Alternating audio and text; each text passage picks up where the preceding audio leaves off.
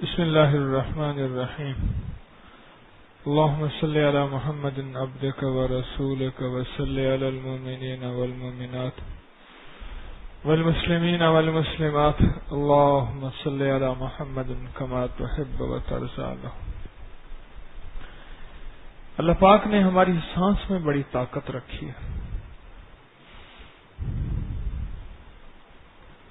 یہ سانس ہی تو ہے جو ہمیں چلائے پھرائے رہی ہے.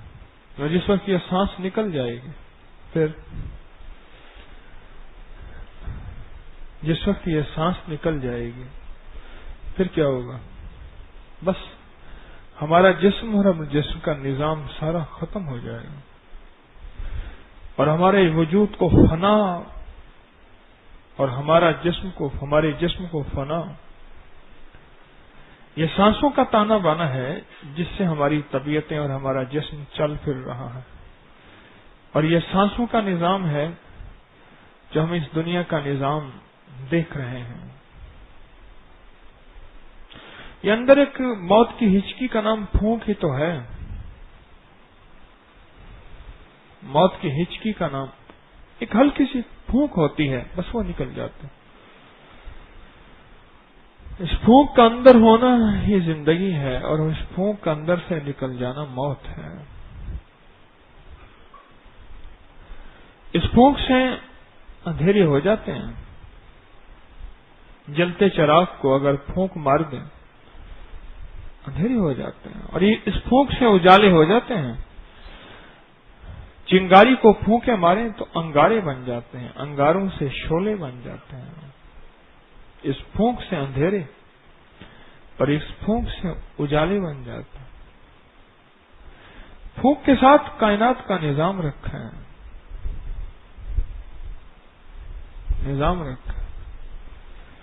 اور اس کے اندر بڑی طاقت اور تاثیر ہے. اللہ جل شانہ کا نام لے کے پھونک ماری جائے، پھونک تو وہی ہوتی ہے،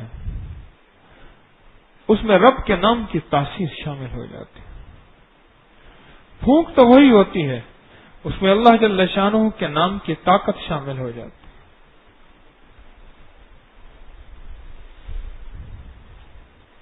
اور جب اللہ کی طاقت اور اللہ کی قوت شامل ہو جاتی ہے جس چیز میں، اس کی طاقت کا اندازہ میں آپ کر کیسے سکتے ہیں؟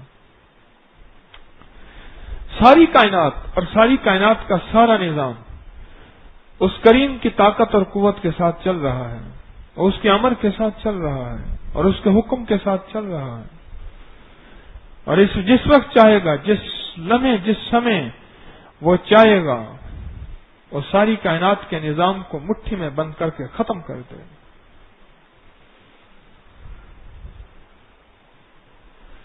اپنی سانسوں کو سمجھیں. اپنی سانسوں کے اندر بڑی طاقت ہے. یہ جو پھونک ہے نا، اس میں بڑی طاقت ہے. پشاور کا قصہ خانی بازار ہے پشاور میں، اس میں تیسری منزل تھی. پرانے دور کی بنی ہوئی عمارت تھی، تنگ و تاریک گول سیڑھیاں تھی،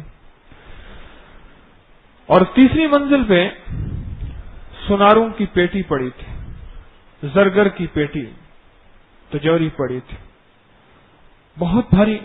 نہ معلوم اوپر کیسے پہنچائی تھی، خدا کی باتیں خدا ہی جانے. وہ پڑی ہوئی تھی. اب عمارت کو توڑنا اور نئی بنانا، نیا بنانا تھا. اب اس کو کون اتارے اور کیسے اتارے؟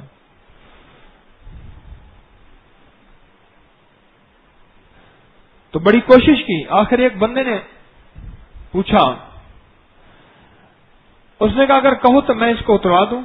کیسے؟ کہا ہم ایک بندے کو بلاتے ہیں، اس کا نام چرسی ہے، بالکل سوکھا پتلا. یہ 1970 کے قریب کی بات ہے، کم و بیش، اس سے پہلے کی بات ہے. چرسی کو بلایا، اس کو دکھایا، اس کو کہا کہ یہ اتارنا ہے ایسے. وہ کہنے لگا میں 250 روپے لوں گا. اس دور میں دیں گے. اور چرسی اوپر گیا، اس نے اور کسی کی مدد نہیں لی. اس کو ایسے پکڑ کے ایسے کندھے پہ پیٹھ پہ اٹھایا، جس کو 8-10 آدمی ہلا نہیں سکے تھے، اٹھایا، گول تاریخ سیڑھیوں سے اترتا ہوا، نیچے پک اپ کھڑی تھی، اس میں رکھ کے کہنے لگا 250 نکالو۔ جو دیکھنے والا ہے وہ کہنے لگا میں حیران، کیا راز کیا ہے اس کے اندر، اس کی طاقت کا راز کیا ہے، اس قوت کا راز کیا ہے؟ تو کہا میں ان کے پیچھے پڑا، پوچھتے پوچھاتے تعلق بناتے بناتے آخرکار پتا چلا کہ اس نے کہا اچھا چلو میں تجھے اپنی طاقت کا راز بتا دیتا ہوں، میں صرف صبح 13 دفعہ سانس لیتا ہوں اور یہ وہ راز ہے۔ سورج جس طرف سے نکلتا ہے نا اس طرف کھڑے ہو کے صبح سورج کی پہلی کرنوں سے پہلے صبح کھڑے ہو کے میں ناک سے سانس کھینچتا ہوں، ہلکا سا کھینچتے میں سینہ بھر لیتا ہوں اور سانس نہیں چھوڑتا، اور پھر دیکھتا ہوں کہ سانس دم میرا گھٹنے لگے گا اور منہ سے ہلکی سی سیٹی کی آواز،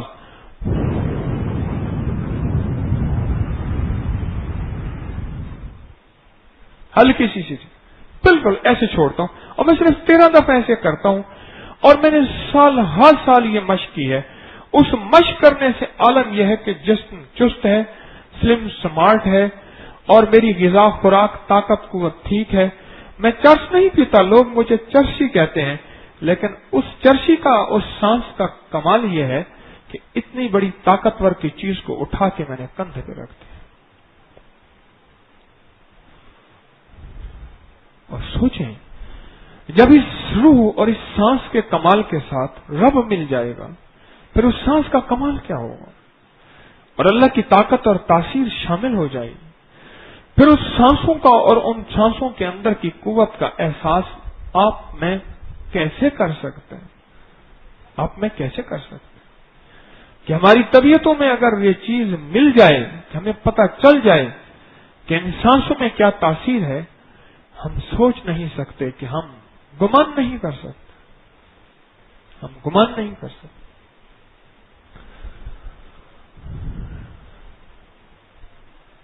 آج صبح میں ایک چیز پڑھ رہا تھا، صبح یہاں سے گیا تو ایک کتاب کو میں نے کچھ معمولات تھے میرے تھوڑے سے، وہ کرتے پھر میں نے ایک کتاب اٹھائی، سامنے پڑی تھی، میں اس کو پڑھنے لگ گیا۔ اب کتاب پڑھ کے نا میں بہت دیر سے روتا رہا، ایک گلے پردیسی چنگا یاد کرے تے روے، بہت دیر تک مجھے ایک چیز یاد آئی، اور وہ اس چیز نے مجھے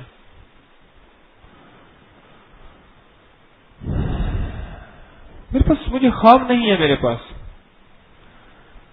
میرے پاس تو حقیقتیں ہی نہیں ہے، خواب کہاں سے آ جائے؟ میں تو حقیقتوں کی تلاش میں ہوں، جس طرح میں کہتا ہوں انگلش کب کی بھول گیا، اردو آتی نہیں، عربی کی تلاش میں، کچھ آتا ہی نہیں۔ لیکن ایک واقعہ پڑھا میں نے، ایک درویش کا، اللہ کے ولی کا، وہ واقعہ پڑھا نا تو مجھے ایک پرانی داستان یاد آئی، 2002 کی، یہ مکان 2002 میں بنا تھا جس میں سب سے پہلے درس ہوتا تھا۔ میں اوپر کے کمرے میں ابھی شفٹ ہوا تھا تو میں سو رہا تھا، خواب دیکھا، اور خواب میں دیکھا کہ کچھ اللہ والے ہیں، کچھ درویش ہیں، کچھ علماء ہیں، کچھ اللہ والے ہیں، ایسے میرے کمرے میں آئے اور میں ان کے استقبال کے لیے کھڑا ہو گیا۔ میرے ساتھ یعنی ٹوپی میری پڑی تھی، میں نے ایک دم سر ڈھانکا، جیسے میں سویا ہوا اٹھا ہوں اور میں نے سر ڈھانکا اور میں ان کا استقبال کر رہا ہوں۔ فرمایا ایک اور ہستی پیچھے سے آ رہی ہے، جائیں آپ ان کو استقبال کریں۔ میں ایسے کمرے کے باہر نکلا نا ایک دم، تو باہر نکلا تو ایک بہت بڑی عجیب و غریب نورانی کیفیت، ان کا چہرہ، ان کا نقشہ، ان کا جلوہ، ان کا حلیہ، ان کا نور، ان کے انوارات، ان کی کیفیات، ان کی تجلیات اور ان کی خوشبوئیں ابھی تک میرے احساسات میں ہیں۔ جب وہ احساس لاتا ہوں جو ایک پل میں سامنے سارا احساس آ جاتا ہے۔ ایسے ایک دم مجھے ملے اور کہا کہ میرا نام عیسیٰ ہے، عیسیٰ علیہ السلام، اور مجھے گلے لگایا، اور گلے لگاتے ہی پیچھے سے تھپکی دی، اور گلے لگاتے لگاتے کان میں مجھے کہا تو میرا کام کر رہا ہے، میں تیرے ساتھ ہوں۔ اس طرح کے الفاظ تھے، اللہ کا بیشی معاف فرمائے۔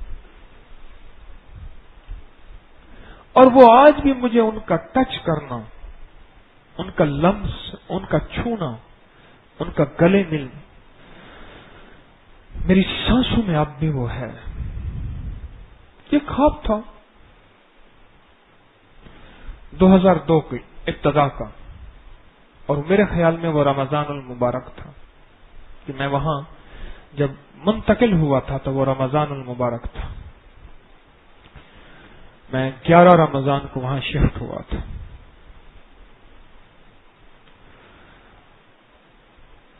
آج وہی چیز جو میں نے پڑھی نا، تو وہ پچھلی ساری کیفیتیں ایک پل میں میرے سامنے آ گئے۔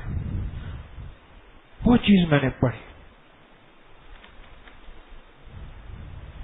اور مجھے حیرت ہوئی کہ یہ کیا، اور پھر میں اپنی سانسوں کو اور آنسوں کو نہ روک سکا۔ ایک درویش گزرے ہیں،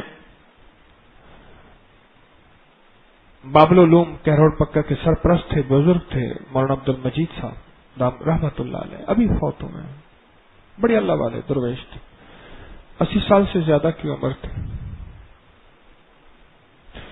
یہ ایک کتاب ان کی زندگی کے سوانے کسی دوست نے مجھے ہدیہ کی۔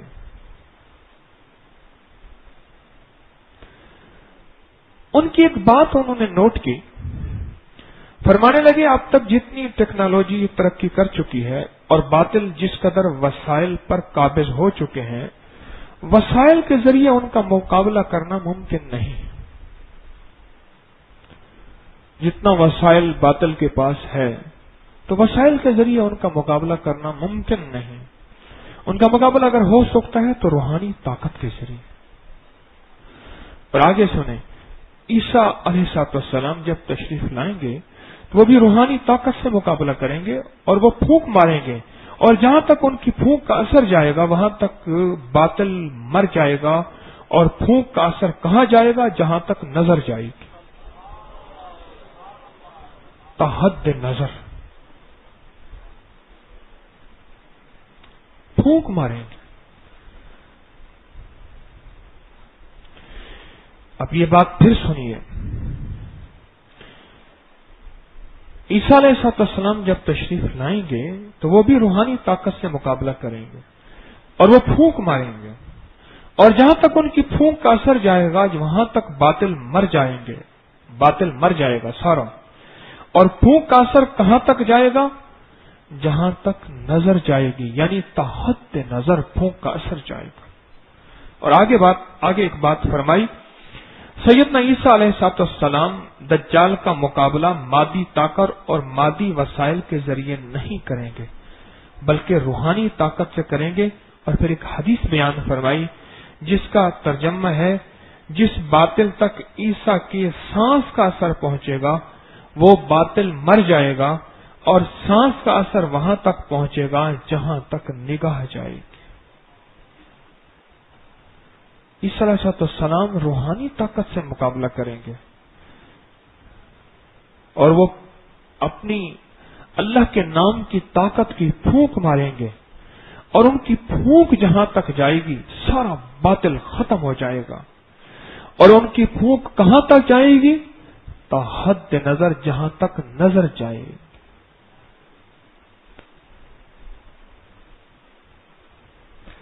تسبیح خانہ روحانی طاقت کو بنانے، روحانی طاقت کو پھیلانے، روحانی طاقت کو سنوارنے کا ایک پیغام اور ایک چھوٹا سا ایک ورکشاپی نظام ہے۔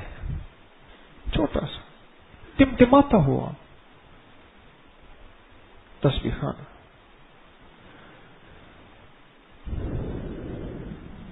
کہ روحانی طاقت اور روحانی قوت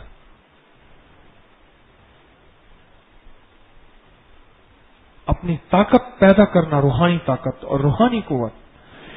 کہ باطل جتنا وسائل پہ اس وقت اس نے قبضہ کر لیا اور کائنات کے نظام پہ، اب اس کا نظام، اس کا مقابلہ اگر ہو سکے گا تو صرف اور صرف روحانی طاقت سے ہو سکتا ہے.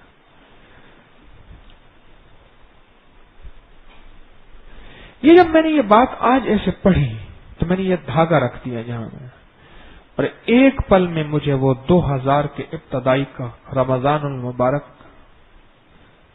2000 کا رمضان اور 2015 کا رمضان کتنے سال ہو گئے ہیں جی؟ 2002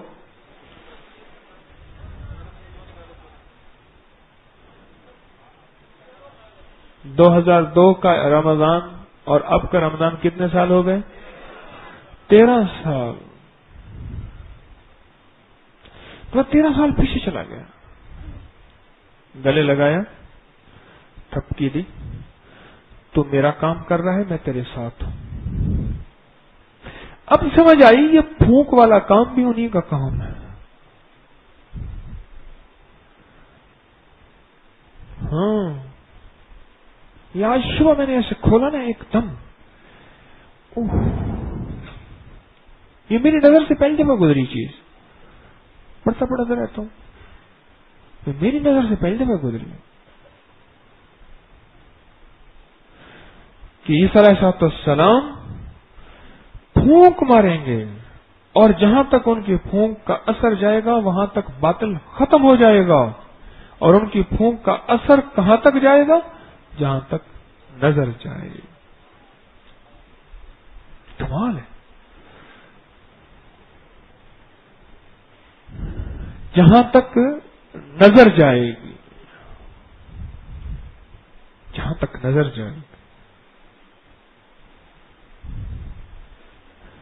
تسبیح خانہ کیا روحانی طاقت دے رہا ہے؟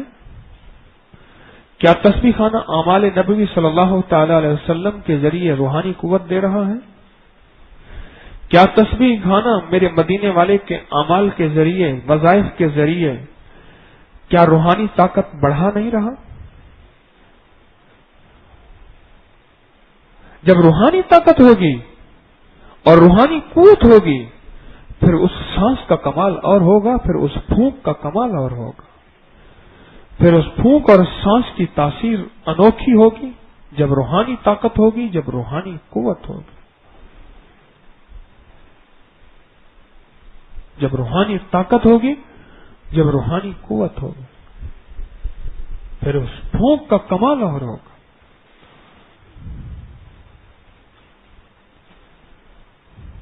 سچ پوچھیں، ہم آپ کچھ نہیں کر رہے، فقط میرا ہاتھ چل رہا ہے، انہی کا مطلب نکل رہا ہے. یہ کوئی طاقت ہے جو ہم سے کام لے رہی ہے، یہ جو قوت ہے جس نے ہماری پشت پناہی کی ہوئی ہے، اور وہ اللہ جل شانہ کی طاقت ہے جو طارق سے ایسے بلوا دیتی ہے کہ لوگ کہتے ہیں کسی کتاب میں ملتا نہیں، پر بات عجیب ہے کہ کوئی طارق کا کمال نہیں ہے. طارق کا کمال نہیں. وہ ایک درویش گزرے ہیں، گجروالا کے ساتھ ہے قلعہ میہان سنگھ. وہاں کے 1874 میں غالباً ان کا وصال ہے. مولانا غلام رسول صاحب رحمت اللہ علیہ، بڑے درویش اللہ والے تھے. ان کے پڑپوتے بوڑھے ہیں. میں ان کے پاس گیا تو فرمانے لگے یہ جو ممبر پڑا ہے نا، یہ ممبر پڑا ہے، یہ انہی کے دور کا ہے. میں نے اس کو خوبصورت پالش کرایا ہے، مرمت کرایا ہے، خوبصورت بنایا ہے. میں کوئی بہت بڑا عالم نہیں ہوں،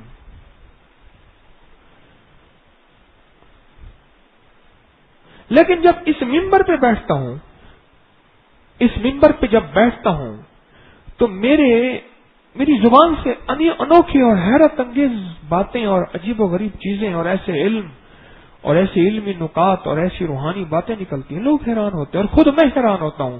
لیکن جب اس منبر میں بیٹھتا ہوں، لیکن کہیں اور بیٹھتا ہوں تو وہ چیز نہیں ہوتی. کمال ہے. ہاں ہاں. اور کہہ کون رہا؟ ایک اہل حدیث کہہ رہا. یہ مولانا غلام رسول صاحب اہل حدیث تھے. میں لفظ اہل حدیث اس لیے کہہ رہا ہوں، اکثر اہل حدیث یہ بات ان کو شرح صدر نہیں ہوتی، کوئی بات نہیں ہوتی، لیکن ہم سارے ہیں تو سارے مسلمان. اب ایک چھوٹی سی بات پہ ہم کسی کو کہہ دیں کہ وہ تو مسلمان ہی نہیں ہے، اکیلا ٹھیکہ میں نے جنت کا لیا ہوا ہے، یہ بریلوی ہے، یہ دیوبندی ہے، یہ اہل حدیث ہے. نہیں بھائی، یہ تسبیح خانہ ہے. مجھے ایک بندہ کہنے لگا آپ دیوبندی ہیں، میں کہنے میں تو پیبندی ہوں. وہ کیا ہوتا ہے؟ میں نے کہا میں پیمند لگاتا ہوں سارے دنیا کے انسانوں کو، اس کو اس سے جوڑ دیا، اللہ کے مخلوق کو بندوں سے جوڑ دیا، دلوں کو دلوں سے جوڑ دیا. ایک بندہ مجھے کہنے لگا آپ نجدی ہیں، میں کہنی میں تو وجدی ہوں. مدینے والے کا نام ہے مجھے وجد آ جاتا ہے، اہل بیت کا نام ہے صحابہ کا مجھے وجد آ جاتا ہے، اولیاء کا نام ہے پیار اور وجد آ جاتا ہے. دیوبندی ہوں نہیں، میں پیبندی ہوں.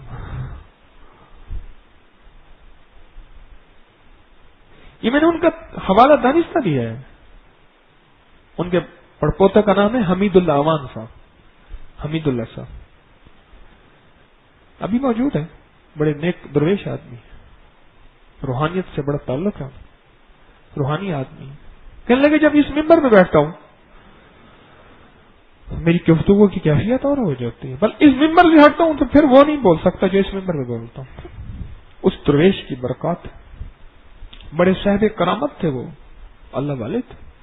بیعت ہوتے تھے، بیعت کرتے تھے، تعویذ دیتے تھے، بیعت ہوتے تھے، بیعت کرتے تھے، ذکر کرواتے تھے، ذکر کے حلقے لگاتے تھے. مولانا غلام رسول صاحب رحمۃ اللہ.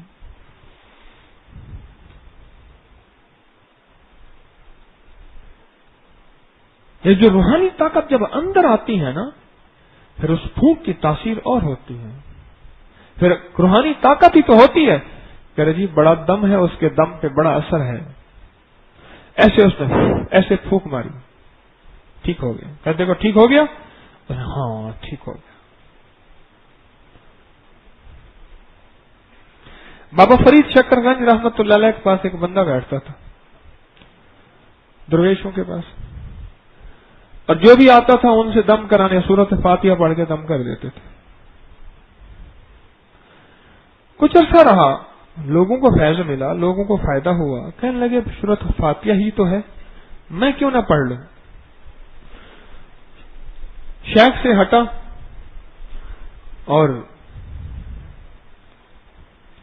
وہ کہیں جا کے اڈا لگا لیا، ڈیرا لگا لیا کہ لوگوں نے جس کو تکلیف پہنچے مجھ سے دم کرا. جو بھی دم والا آئے تکلیف والا سورت فاتحہ پڑھ کے دم کرے، لوگوں کو فائدہ نہ ہوا. بڑا پریشان. وہ سورت فاتحہ قرآن ہے، اللہ کا کلام ہے، اس میں کسی کی کیا ضرورت ہے؟ اللہ کا کلام سب کے لیے ہے. واپس کچھ عرصے کے بعد پہنچا کہ شیخ یہی سورت فاتحہ آپ پڑھتے تھے، یہ سورت فاتحہ میں پڑھتا ہوں. تو شیخ نے فرمایا سورت فاتحہ تو وہی ہے، لیکن فرید والی زبان تو لیا، وہ اندر روحانی طاقت تو لیا.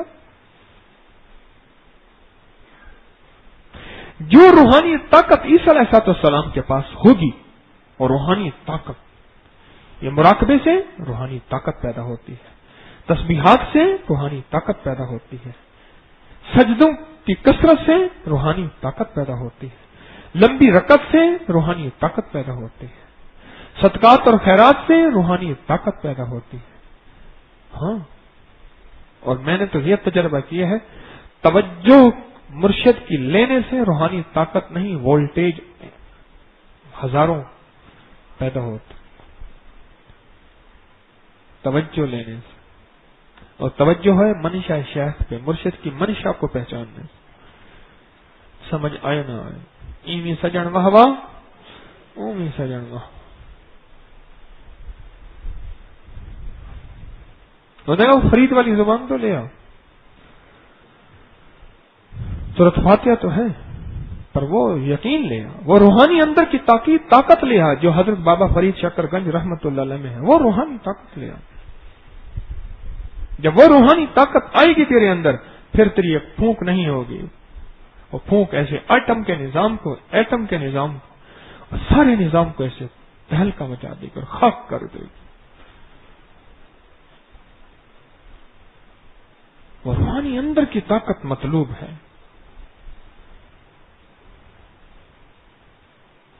کہاں 13 سال پہلے اور آج کہاں 13 سال کے بعد میں نے کتاب آج صبح درس کے بعد کھولی اور وہ واقعے پہ میری نظر پڑی تو میں اپنے آپ کو نہ سمیٹ سکا. میں بکھر گیا، میرے جذبات الجھ گئے اور میرے آنسو امٹ پڑے اور میں جی بھر کے رویا. یہ کیفیت. پھر ایک خیال بھی آیا، ایک تصور بھی آیا کہ مولا یہ تیرا کتنا کرم ہے، تو نے مجھے کس کام پہ لگا دیا، کس کام پہ لگا دیا. اس دن رسالے باندھ رہے تھے یہ میرے ساتھی، اور میں نے کہا ادھر آؤ، تمہیں پتا ہے کیا کر رہے ہو؟ تو بتائیے کیا کر رہے ہو؟ تمہارا گمان، تمہارا خیال اور تمہارا جذبہ ایمانداری والا یا دکانداری والا. حکیم طارق کا جذبہ ایمانداری والا یا دکانداری والا، پر دیکھو پھیلا کیا رہے ہو.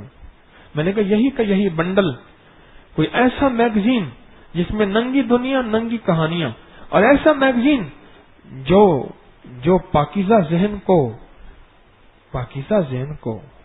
گندا ذہن بنا کے گھر کی دہلیز کے نکلنے کے مجبور کر دے. وہ بھی ہیں جن کی ابتدا عشق مجازی سے شروع ہوتی ہے اور انتہا بھی عشق مجازی تک پہنچتی ہے. ان کی کہانیوں کا موضوع یہی ہوتا ہے.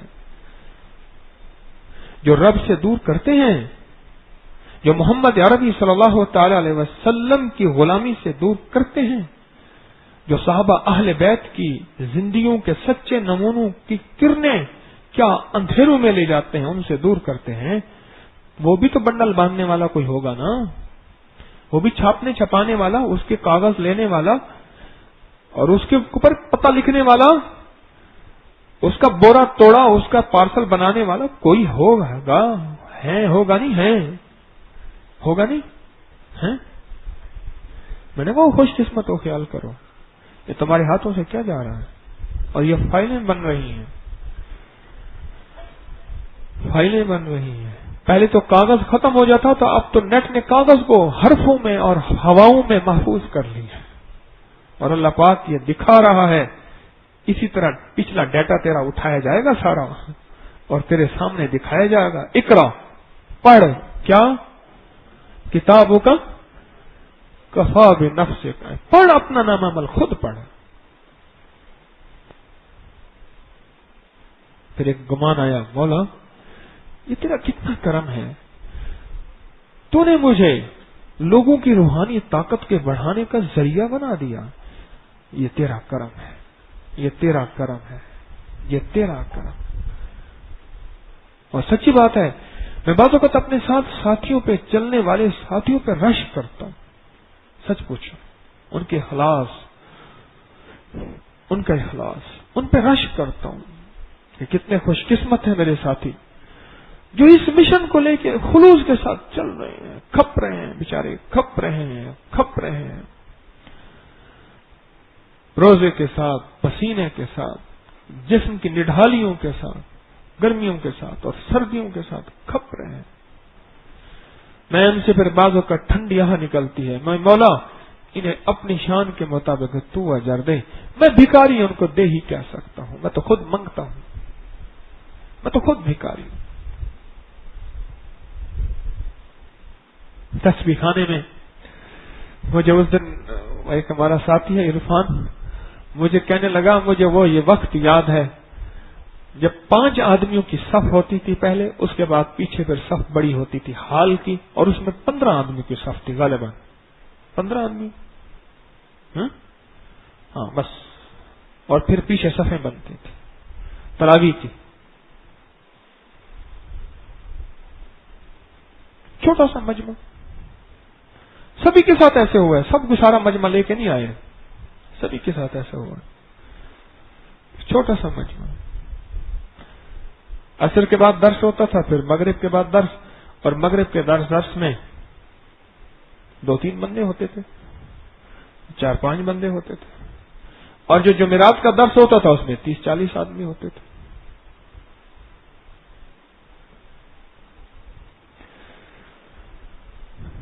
روحانی اندر کی طاقت اور روحانی اندر کی تاثیر جب بڑھتی ہے نا، پھر پھونک بدل جاتی ہے، پھر سانس بدل جاتی ہے. اور یہ تسبیحانہ روحانی طاقت اور روحانی تاثیر کے بڑھانے کی دن رات ایک محنت ہے، مختلف ہیلوں بہانوں سے، کبھی ذکر سے، کبھی تسبیح سے، کبھی اعمال سے، کبھی ذکر بالجہر سے، کبھی اسم العظم کے ذکر سے، کبھی مراقبوں سے، کبھی سجدوں سے، کبھی تراویحوں سے، کبھی روزوں سے، اور کبھی وظائف اور مسنون اعمال سے. یہ دراصل سارے بہانے ہیں، یہ سارے ہیلے ہیں، اور مطلوب ایک چیز ہے، اور وہ چیز ہے کہ اندر کی روحانی ترقی. اندر کی روحانی ترقی. سارے اولیاء کی محنت اندر کی روحانی ترقی، سارے انبیاء کی محنت اندر کی روحانی ترقی. نبوت کی محنت دلوں پہ تھی، انسانوں کی محنت کھیتوں اور بازاروں پہ ہوتی ہے، اور نبی کی محنت دل پہ ہوتی ہے، اور دل کا تعلق روحانی ترقی کے ساتھ ہے. یہ بتاؤ، کھاتا منہ ہے یا دل کہتا ہے کہ میرا دل نہیں کر رہا؟ کھا لے کہ میرا دل نہیں کر رہا. دل کہتا ہے میرا دل نہیں کر رہا، کہہ رہے اس کے اوپر میرا دل فدا ہو گیا. دل تو اندر ہے پاگل. کہہ رہے نہیں، بس کہہ رہے اس سے میرا دل اکتا گیا ہے. اور پھر وہ بھی دیوانے دل بنا کے ایسے اس پہ تیر ڈال دیتے ہیں.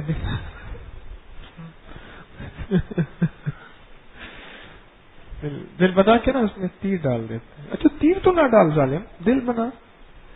یہ نہ یہ غم نے آ نہ ستم نے آ کہ تیری جفا کا گلا کرے. یہ نظر تو پہلے تھی مسترب، یہ تکسک تو دل میں کبھو کی تھی. دل بنا میں تیر تو نہ ڈال.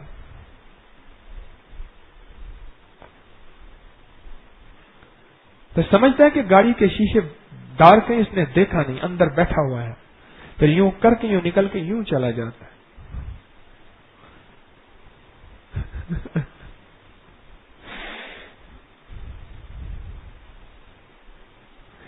یہ دل کی روحانی دنیا جب یہ آباد ہوگی نا، پھر تیری پھونکیں بڑی کام آئیں گی.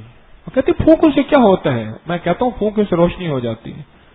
چنگاری پہ محنت کر، انگارے بن جاتے ہیں، اور انگارے شعلے بن جاتے ہیں، اور شعلے بھانبڑ مچا دیتے ہیں، آگ لگا دیتے ہیں جنگلوں کو. اور اسی پھونک سے اندھیرے ہو جاتے ہیں، پھونک مار جلتے چراغ بجھ جاتے ہیں. تو کہتے ہیں پھونک سے ہوتا ہی کچھ نہیں. اسی پھونک کے ساتھ تو چل رہا ہے. اور بتاؤں، اسی پھونک کے ساتھ تیری ساری گاڑیوں کے نظام چل رہے ہیں. ہوا کے ٹائر میں پھونک ہی تو ہوتی ہے، اور کیا ہوتی ہے؟ بولو، پھونک ہی تو ہوتی ہے. ہاں، یہ پھونک کی طاقت ہے، یہ پھونک کی تاثیر ہے.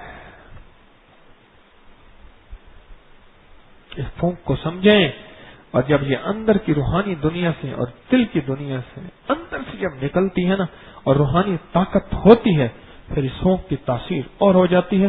اور وہ آج حدیث مبارکہ آپ نے میرے آقا مدینے والے کی سنی ہے کہ پھونک ماریں گے باطل ختم اور ہو جائے گا، مٹ جائے گا، باطل سارا مر جائے گا.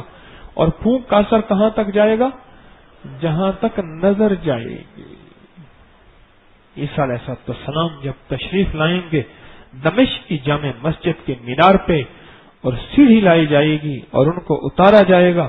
یا کریم، آسمانوں سے تو اتار کے یہاں سیڑھی نہ، بتایا یہ دنیا دارالاسباب ہے. یہ سمجھانے کی کوشش کی جا رہی اس دنیا میں اسٹرگل، محنت، سیکریفائس، کوشش یہ بہت ضروری ہے. ادھر سے اتار کے مینار پہ آئے اور یہاں سے سیڑھی پہ، یہ سمجھانے کے لیے ہے مجھے آپ کو.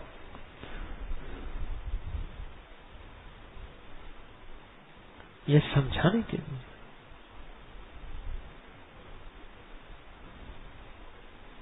ایک بادشاہ تھا تو اللہ والوں کو فرمانے لگا کہ آپ شو شو ہی کرتے رہے، چھو چھو چھو چھو ایسے نا، ایسے کرتے رہتے ہیں، اس سے کیا ہوتا ہے؟ بڑی تاثیر ہوتی. کیا ہوتا ہے؟ ایسے مذاق کرتا تھا. ایک دفعہ نا بادشاہ اپنی ملکہ کے ساتھ بیٹھا. اسے پتا چلا کہ ملکہ کے ساتھ بیٹھا تو اس نے جا کے نا اجازت چاہیے دربانوں سے. انہیں کہ جی وہ آیا ہوا ہے اور بہت ضروری ہے، انہیں بلا لو. وہ آیا نا، اس نے جا کے نا اس کی ملکہ کو ایسے پھونکے مارنے شروع کر دیا. بہت غصہ آیا اور قریب جا کے پھونکے مارنے شروع کر.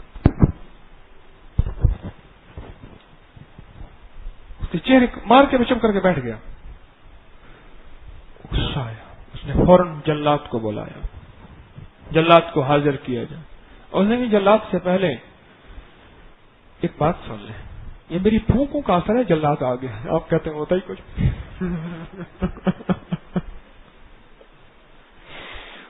آپ کہتے ہیں ہوتا ہی کچھ نہیں. مسئلے میں یہی سمجھانے آیا تھا. اب آپ جلات کا انہیں کہ جلات کیا واپس جا، مجھے سمجھ آ گئی. میں یہی سمجھانے آیا تھا، بس آگے سمجھ.